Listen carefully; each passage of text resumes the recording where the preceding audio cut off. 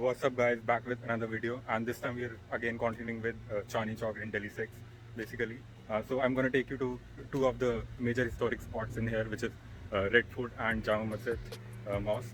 Both have a very amazing history behind them and amazing architecture that you will definitely would want to see and enjoy. But the first thing would be how to get there. So the best means of transportation that you can take to get to any of these places would be the Delhi Metro. So each of these two places, which is Red Fort and say Jama Masjid, have their stops at the Violet Line. So if you're coming from say Central Delhi or say like Kashmiri Gate or say from Connaught Place or anything like that, you're pretty well connected. Apart from Violet Line, you can always take the Yellow Line, which is the Chandni Chowk metro station. From there, it's like a 5 minutes walk from gate number 4 to Red Fort, and about I guess 10 to 12 minutes walk to the Jama Masjid. And if you feel like eating at Chandni Chowk or nearby, you can definitely check out one of my other videos where I covered some of the places to eat while you are in Chandni Chowk and neighboring areas. So definitely you can go and watch that as well. So with that, let's head on to the first stop, which is Red Fort.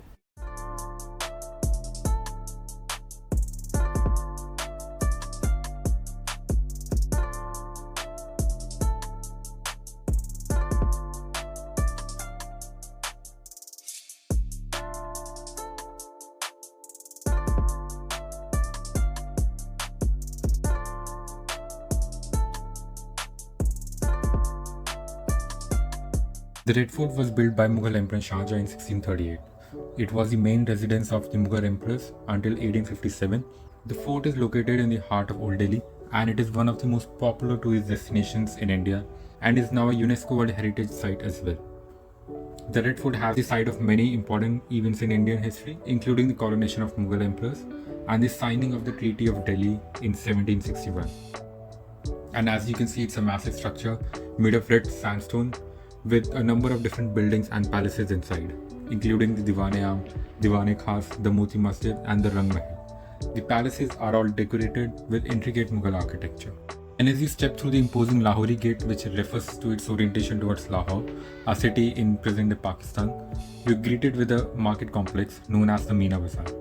The bazaar or the market is full of shops that sell handicrafts items, bags, pashmina shawls, jewelry, decorative items and the like. Meena Bazaar is actually a pretty popular spot for tourists to just shop for souvenirs. But the best bit here is the architecture that you will see in and around the bazaar. That really is a sight to behold, with intricate carvings and beautiful designs, which though have faded with time, but still give you a glimpse of the glorious history.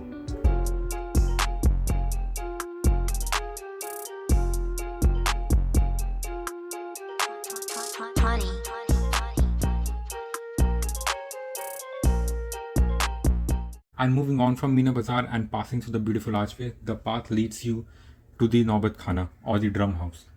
This is where the musicians would play music to announce the arrival of the emperor, and also 5 times during the day at pre-decided times.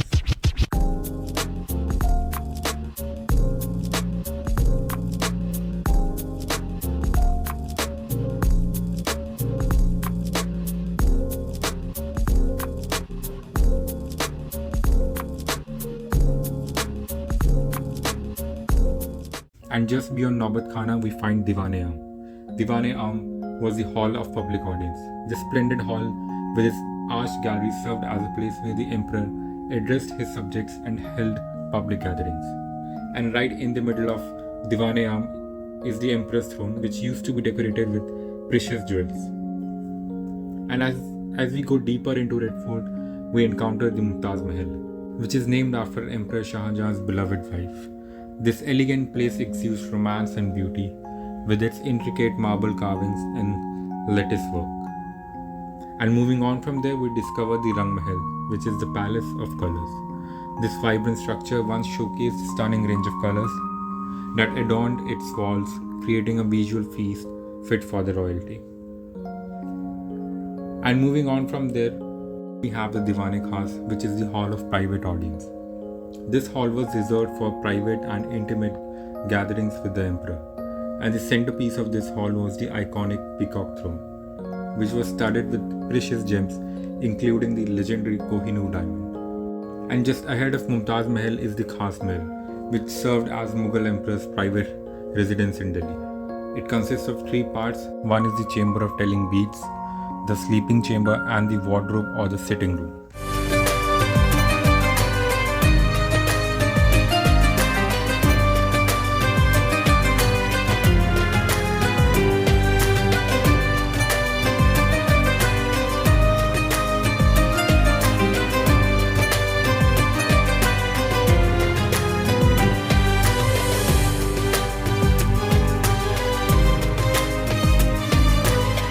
And then our journey continues with Hira Mahal and the Hayat Bakhsh Bagh. These enchanting structures and lush gardens for retreats for Mughal royalty, offering moments of leisure and relaxation amidst the natural beauty.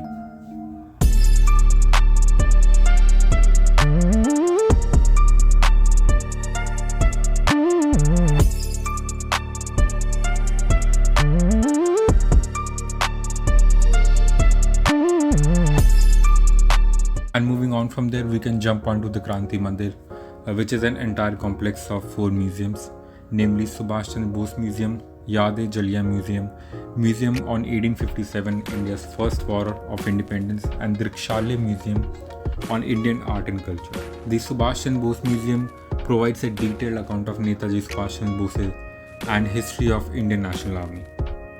And Yad-e-Jalia Museum showcases the history of Jallianwala Bagh massacre of 1919 and the sacrifices made by Indian soldiers during World War I. And the museum on 1857 portrays the historical narrative of India's war of independence.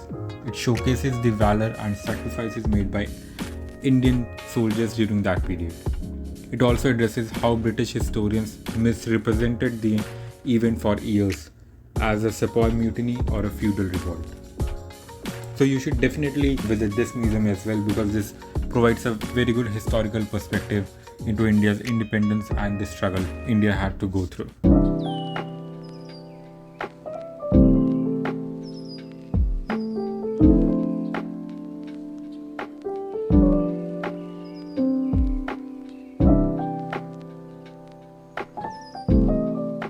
And from here, let's move on to Jama Masjid, which is one of the largest and most esteemed mosques in India. So before you enter Jama Masjid, visitors need to keep in mind that they need to take their shoes off before entering the mosque, and there are small vendors right outside which will keep your footwear safe. And also one is required to cover themselves with special robes which are provided on site, especially if you are wearing something which is exposing your legs, arms or shoulders. So I would suggest that you dress conservatively. Jama Masjid was again built by Shah Jahan in the year 1656. It was the largest mosque in India at the time of its construction. It remains one of the largest mosques in the world today.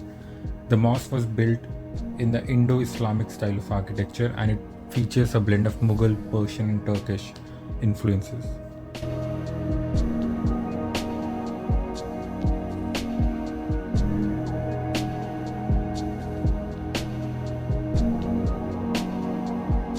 And in terms of its design and architecture, the Jama Masjid is a massive structure made of red sandstone and white marble.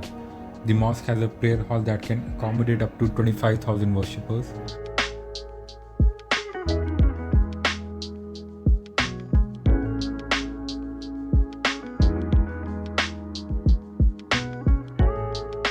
And the prayer hall is flanked by 4 minarets, each of which is 40 meters tall. The minarets are topped with onion-shaped domes. And the mosque's main prayer hall is a masterpiece of Mughal architecture, featuring elegant domes and beautifully carved pillars.